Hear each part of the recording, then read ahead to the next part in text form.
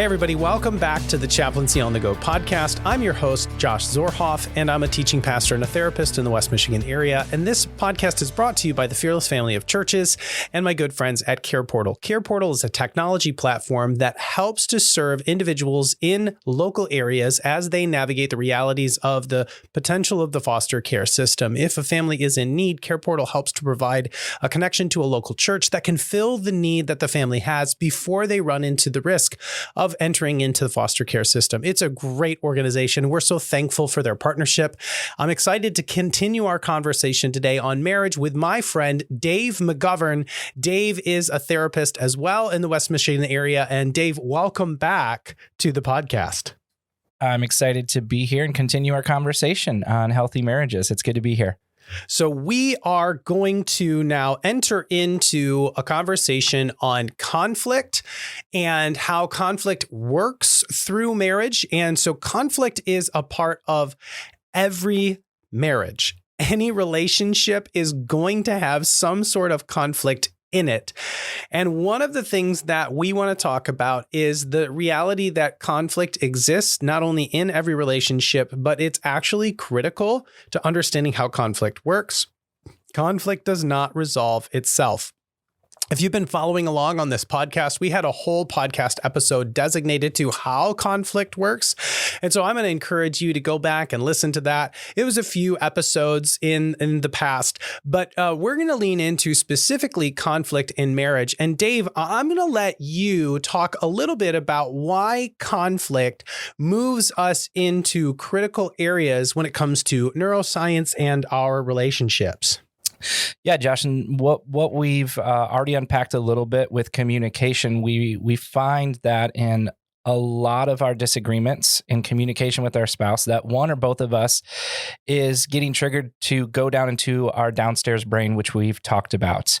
And if one or both of us are operating out of our downstairs brain, our stress response, it makes it very difficult to find any resolution. We are thinking, how can I win? How can I be right? And that's not always a helpful solution for two people when one or both of them are thinking that. Well, I think that's important to realize, because if we are in conflict and our mindset is, I have to win or I have to be right, that immediately puts us in a place where the other person has to lose and they have to be wrong. And I love the language that we find in Chris Corsi's book, The Joy Switch, where he says, essentially, when we're in that downstairs part of our brain, we're in enemy mode. We're not in relational mode. We're not focused on caring. We're not focused on connection. We're not focused on compassion or curiosity. We are focused on winning. And then we are going to lose in the relationship, even if we win the argument. Correct. And it's really important to start to recognize with your spouse when one or both of you are operating in downstairs limbic system, because you don't want to view your spouse as an enemy, in enemy mode.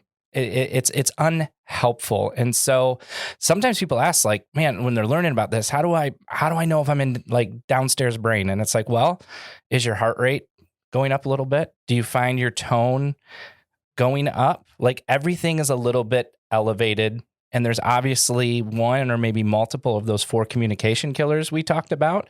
And so it's having an awareness of like, I think one or both of us is operating downstairs. And I have that with clients. I'm sure you do too, where they're saying something like, well, yeah, how do I know if I'm in enemy mode? Well, okay. Or how do I know if I'm in that downstairs brain? Well, are you kind? Nope. Are you curious? Nope. Are you invitational in your language? Do you have the feeling of, hey, tell me more about that, or I want to learn about that? Nope. Then you're probably in that downstairs brain. Because if you are angry, if you're saying unkind words, if you're swearing at your partner or swearing under your breath, or you're thinking things about how they woke up this morning basically to just piss you off or whatever it is, then you're probably in that downstairs brain. And it is a sure bet that you are not going to handle that conflict well. Right. And amidst all of that, you're looking for being able to feel safe and seen. And all those things that you mentioned, those upstairs things like being kind and curious, empathetic, understanding, those provide an avenue in conversation, even conflict, where you can feel safe and seen, but Yeah. you're not going to if you're downstairs. Totally. So Dave, how do we then move into a place where if we know that we're in that downstairs brain, what do we need to do to get back to the place that is right for us? I think it starts with having a shared agreement with your spouse where both of you have an understanding and a knowledge that both of us or one of us could be going into downstairs brain. And it's really important to practice a pause or a timeout. Some people don't like that because that's what they give their kids, but it's really an acknowledgement of like, hey, one of us is really kind of going off the deep end here. Or, hey, both of us, we're just fighting like we always do. I think we need to take some time. Yeah. In my experience, that I love that you said timeout isn't necessarily language that we want to use because, timeout usually means that we've done something wrong and we need to be punished. But taking a pause is a really smart practice. And I think it's important, and we've talked about this before, and if you're following along with the worksheet that is provided, a pause is just a way to say to your spouse or your partner or the person that you're in conflict with, hey, all things being equal, I don't think this is going really well, and I don't see this going really well. You're agitated, I'm agitated, something's going to happen here, and this is going to get worse, not better. So why don't we take a break? And here's the deal. You don't want to say that verbatim to your spouse when you're in conflict. It would not go well for you if you said to your spouse in conflict, hey, I can see that you're not going to take this well, so let's take a break. They're probably going to make a statement to you, and that's going to cause that downstairs brain language. That's going to feel like criticism. That's going to put you in contempt. So it's good to have a prearranged, this is really important, a prearranged agreement that you're going to say a code word or a phrase that is going to then trigger a new response, which is a pause. And we're going to respect the pause. We're going to respect the phrase. We're going to respect the dialogue. And so having a code word that says, I don't think I'm going to handle this well. I don't think you're going to handle this well. We're getting worked up. Let's take a pause. So that code word can be anything, but it needs to be something that is easily recognizable to you and your spouse. It needs to be something that you'll both respect. It's helpful if it's connected to a pleasant memory or something funny that the two of you know. We have a mutual friend. They, in their marriage, they use the word Oklahoma, which is, Dave, you can tell us where that's from. That's a Ted Lasso reference. That's a Ted Lasso reference. They were talking about marriage therapy and their safe word was Oklahoma. And so for them, it's just, they love watching the show together, and Oklahoma is the word that they use. I had a couple use high stick once because they both love hockey, or I have one couple that used strawberry pie. Of all things. I don't know why. I don't need to know why, turns out, because it's their code word, not mine. But the whole point is strawberry pie, Oklahoma, high stick, that code word says, hey, we're going to take a pause. But Dave, how long should they take the pause for? Yeah, I think it's really important to understand what's going on, what's necessary to talk through in that given day, or where the couple is at. If it's right before you're going to bed, maybe it's, hey, can we reconvene tomorrow morning? A typical breakdown I would give a couple is, hey, take 15 minutes, take a half hour, take an hour, 12 hours, or 24 hours. I think if you go beyond 24 hours, sometimes you'll forget about it. And then it kind of falls into old patterns. Sometimes we take pauses, but we don't call it that, and they're not agreed upon. So it's just stonewalling. Right. And I've heard a lot of couples say, well, yeah, it works to like stop the fight, but then we never talk about it again. Right. And they store up the energy, they store up the problem in their brains, and it kind of comes out maybe a week later, maybe 2 days later, whatever it might be. And so it's really important to kind of understand and name the context and both agree to it. Right. And so it could be 15 minutes because that's about a human, human brain can get back to upstairs after about 15 minutes. Yeah. And so if they have the capacity, right? Some people have 4 kids running around. Some people, it all depends on context. That's why you name it though, and both agree, okay, we're going to come back to this in 30 minutes. Yeah. And it's really important once you know the time frame that you actually do something with that time. Yeah, so that's the next part of, like, if you are going to take a pause, make sure it's a productive pause. And a non-productive pause looks something like this. You both agree to take a break, you go into separate corners, and then you think about all the things that you want to say so you can prove to your spouse how wrong they are. Or you think of all the hurtful things that they've done and you just kind of ruminate on it, and you think about how this is just like all the other times and you don't want them, and you envision yourself walking out the door and slamming the door and all the things that you would like to do in your mind and your anger. That is an unproductive pause. A productive pause is one where you actually take time to intentionally practice ways to calm down or to regulate. One of the best ways to calm down, and Dave, I'm so glad that you talked about this upstairs, downstairs brain reality, and you need about 15 minutes. It takes about 3 seconds for the blood flow to move from the prefrontal cortex to the limbic system of our brain. And in that 3 seconds, we move from upstairs to downstairs like that quick. And it takes over 30 times longer to get back into that upstairs mode, which means we actually need that minute and a half, 2 minutes of deep breathing to move the blood flow back from the back of our brains to the front of our brains, or from the downstairs to the upstairs. And it can be anywhere from 30 to 90 times longer, depending on how bad it was, how triggered we are, how crazy it is at home, how noisy it is.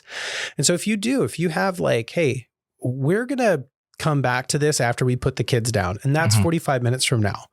Well, the things that you do with the kids, then that really matters. Like, are you going to be calm? Are you going to do some reading and prayer? Like, when they fall asleep, are you going to take 5 minutes to just breathe and like calm yourself? Because you need to have a practice, and one is deep breathing for sure. That is a super good practice. But Dave, what are a couple other practices? Yeah, I think if you can engage deep breathing, I think it's also really helpful to incorporate prayer.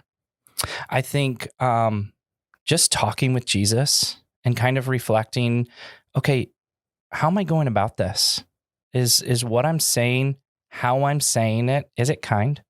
You know, talking about what you mentioned, that upstairs frame of work, like, hey, just be reflective. It might not be. You may have said some things that are like, yeah, that's definitely not kind. And your tone matters, right? And so I invite couples to kind of go through an inventory, like through prayer, of what I'm saying kind, both in word and tone. Is what I'm saying true? Like, do I have all the facts, or am I just assuming my spouse's posture of why they're saying something, why they are so disappointed with me once again?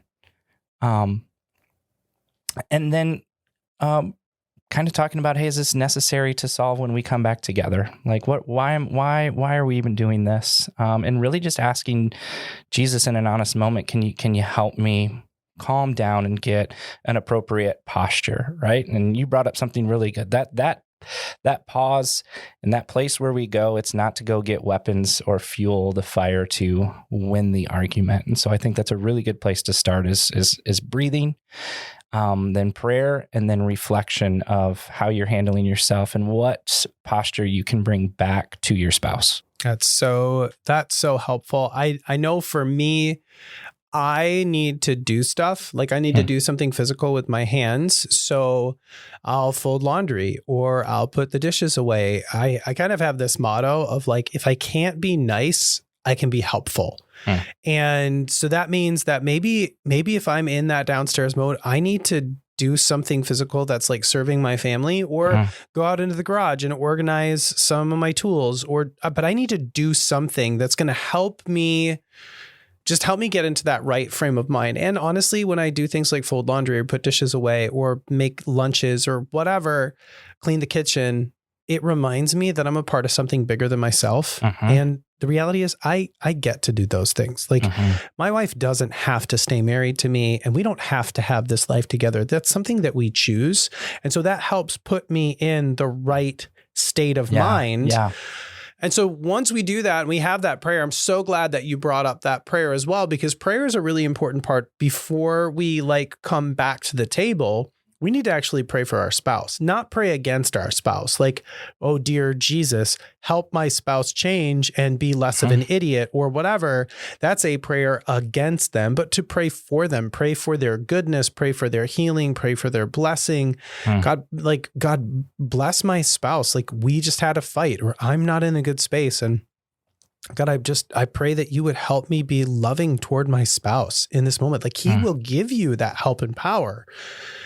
But you need to do that. Right. And I recommend to clients that they actually write out a prayer for their spouse.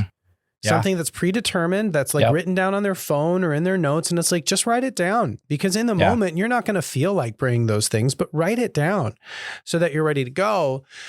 And then when you re-engage, you need to come in with a shared perspective. And Dave, what does that look like? Yeah, I think giving yourself that space, praying for your spouse. I love the idea of having it pre-written. I've even encouraged people to have pre-written gratitudes about their spouse that are sincere and real, of like, oh man, I love this about my spouse, or I appreciate this, because it helps us re-engage with a benefit of the doubt. And what that basically means is understanding and seeing your spouse in the best possible light. Like taking a moment, no matter what it is, like, we're fighting about how to load the dishwasher or why I forgot something, or you fill in the blank. Yeah. That this pause allows you to have some perspective that, hey, we're actually bigger than this issue. Yeah. Or this tiff, whatever language you guys use around that, we're actually bigger than this. And you know what? Our marriage can be a blessing, and there's actually some really cool things about your spouse. And so approaching it with the benefit of the doubt is just saying, you know what, like there's got to be a decent reason why maybe we're tired, maybe we're stressed, but at the end of the day or at the beginning of the day, I know that my spouse loves me. Yes. I know that they're for me. Yes. And you kind of re-engage with this, giving your spouse the benefit of the doubt, and then actually name that to yourself. Because if you have that with prayer and with breathing, it is really hard to re-engage in a downstairs framework in your brain. And so if you both intentionally do it, now you won't bat 1,000 doing this, both of you, but it really it changes each other's posture to come back together and say, hey, let's start with our benefit of the doubt. I know that you love me. Right. I know that you're for me. But if both of you are hearing that, now all of a sudden you're going to re-engage the conflict from a safe spot, from being seen, from knowing that this person is giving me the benefit of the doubt. And then whatever the conflict is, we can say, you know what, let's find a new shared perspective. Yep. Clearly we're not on the same page. What's it going to look like to have a shared expectation around this, or perspective around who we are, but where we can go together? Yeah, I love that. I'm so glad that you brought up naming the benefit of the doubt, saying those things out loud, because in I'm sure you've seen this. I've seen this in my marriage. I see this in couples that I work with. We tend to assume that our spouse already knows the things like, I love you. You're important. You come first in my life. We tend to assume those things, and we tend to assume that they know that. And so therefore, with that assumption, we just lay into them with both barrels. And you've shared with me a couple of times a little bit of a ratio of how many positive things we need to hear to counteract a negative thing. Can you talk about that a little bit? Yeah. And I just want to say, I think you're absolutely right. With how busy we can get in our lives, we just assume that our spouse knows deep down what we actually think is awesome about them. And we actually need to hear it a lot as humans. There was a Harvard study about 10, 15 years ago that found that for every one negative thought or criticism we received, it took 5 gratitudes, appreciations, to outweigh what that one negative criticism did as far as forming a neural pathway. Wow. And so that's what you give to yourself, but also what you receive. And so if you think about in a given week in our marriages, what's the one, the one negative thing, the eye roll, the negative tone, all of that is building this framework of what we're going to think about or assume our spouse thinks about us. Yeah, I remember reading just a few weeks ago that the average human being has 50,000 thoughts a day in the United States, which is up about 20,000 thoughts from 10 years ago. So COVID really did a number on our thought process and just the information that we consume and all of that.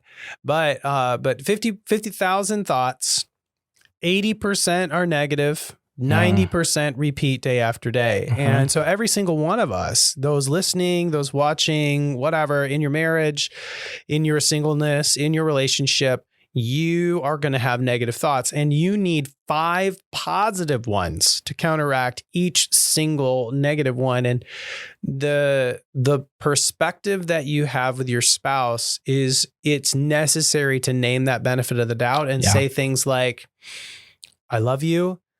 I am for you. I believe in you. I'm proud of you. I'm grateful for you. These are the things that I love about you.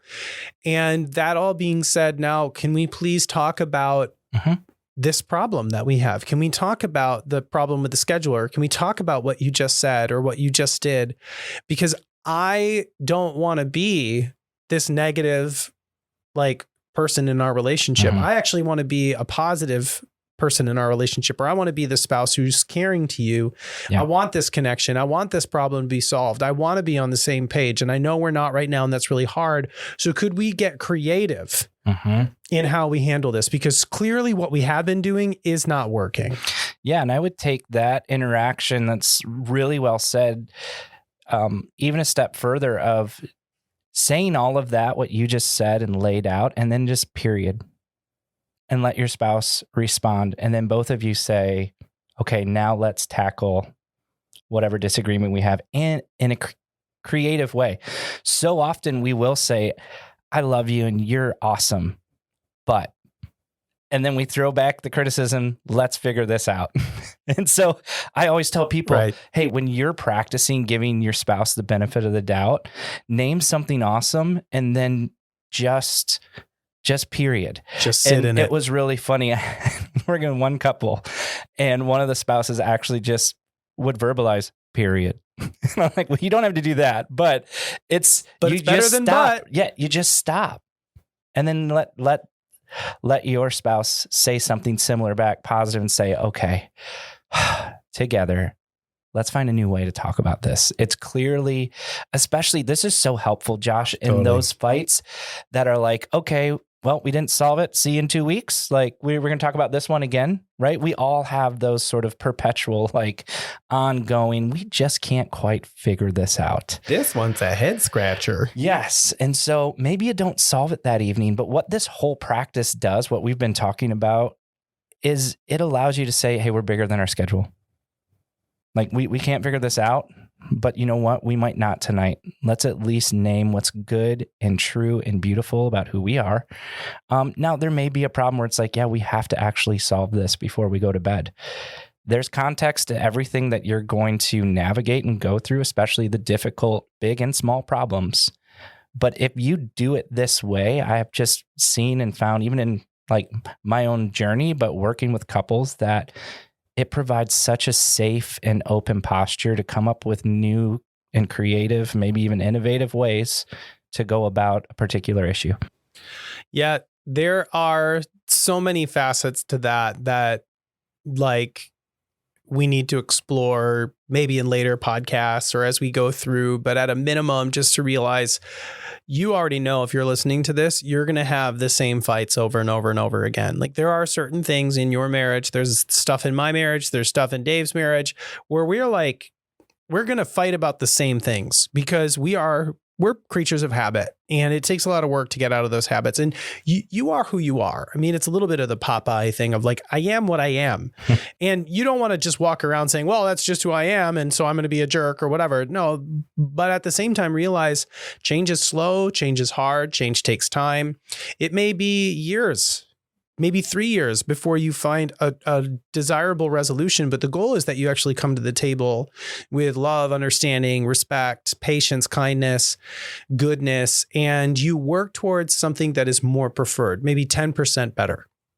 Or maybe it's just 10% different, because different sometimes can be better. It may totally bomb, but it's like, hey, let's attack this from a different angle. Whether, I worked with a couple that they wanted to work together for meal planning. And he had certain dietary restrictions, and he liked eating certain things, and she had certain dietary restrictions, and she wanted to eat healthier, and he had a busy schedule. And so they decided that that what they were doing wasn't working, which was she was doing everything and he was sabotaging it. So that wasn't good. And so they decided that they were going to agree upon 5 of 7 meals a week that they were going to eat together for dinner.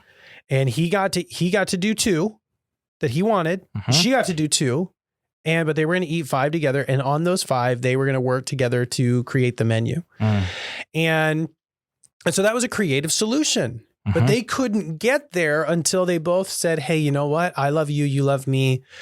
I know you want to be healthy. I really don't care that much about it, but I care about you, and I care about what's important to you. So we're going to work toward this. Yeah. And that was really important for them. Yeah. And if you apply this along with being able to say the things that hurt when you're not on the same page with the meal plan, what we talked about in the first couple episodes of this, right? It expedites the process, because you may find a different way to meal plan, but if you haven't been able to say or be seen and understood that, hey, I feel really devalued when we're doing different things for dinner. Right. Then it just kind of recycles. And that's why we have ongoing, like, hey, let's do this in a month again when we're dysregulated and we're upset. So being able to pause, name the benefit of the doubt, and then it gives us a safe place to be able to say, hey, I actually feel really disrespected in this thing. So we'll find a shared perspective, but can you at least acknowledge that? Or kind of building on all of these things creates safe place and creative ways to find a new shared expectation. So if we go through this, realize that conflict puts you in your downstairs brain. It's important to pause, get a code word for that. You can create a code word on the worksheet that's available in the podcast notes. Take time to have a practice, whether that's deep breathing or something else. Along with this podcast, we'll put in a YouTube link for a breathing exercise that will be helpful for you. Pray. Write a prayer for your spouse. Go to Jesus with that. There's real power in that. And then you want to re-engage with naming the benefit of the doubt so that you can have a shared perspective. Those qualities are so critical in learning how to resolve conflict. And we're just thankful to be able to share this with you. Thanks, Dave, for being back again. I'm excited to jump into intimacy in our next conversation. But if there's anything that you want to know more about, you can send us an email to chaplaincy@fearlessfollower.org, or you can go to our website, fearlesschaplaincy.org. We'd love to engage in this conversation. If you want to reach out to Dave, you can send me a note and I'll forward you his information as well. In the meantime, we want to encourage you to handle conflict in a way that brings about flourishing in your marriage and in your relationships. And you can do that by following some of these steps and applying some of these practices. Our hope for you is that you would be 10% better at navigating conflict in your relationship by this time a month from now, by utilizing these, and then 10% better moving on forward every month so that you can get to a place where you are thriving even in the midst of conflict. That's all we have for you now. If you've got anything that you want to talk with us about, go ahead and reach out, but we will talk with you later.